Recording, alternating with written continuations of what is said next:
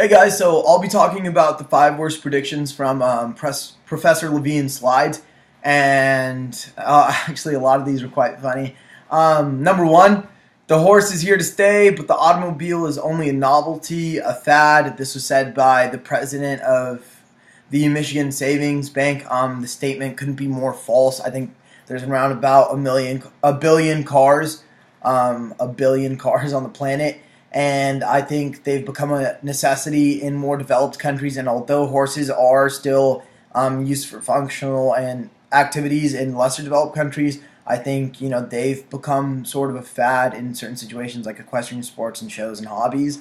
My next quote would be, "There is no reason for any individual to have a computer in his home." This was said by Ken Olsen, president and chairman and founder of Digital Equipment Corporation. This is another outlandish statement. Most of the world today, not most, but a lot of the world today has a computer. In fact, I think computer sales this past year were close to 50 million. I believe computers have become a staple item in the home, and they really connect us to the outside world, and they're absolutely necessary in today's society. My next quote is, "No, it will make war impossible," said by Hiram Maxim, inventor of the machine gun. I mean, this is terribly incorrect because the machine gun has made war more deadly and violent, and I don't think it made war impossible, but I think it kind of inflated countries' heads in terms of how much power they had and how quickly they could end a war, which obviously didn't lead to good things. And this was in response to Havelock Ellis, the man who asked Maxim, "Will this gun not make war more terrible?" And I think he was correct. And I think Maxim only said this as propaganda. My next quote would be, "How, sir, would you make a ship sail against the wind and currents by lighting a bonfire under a deck?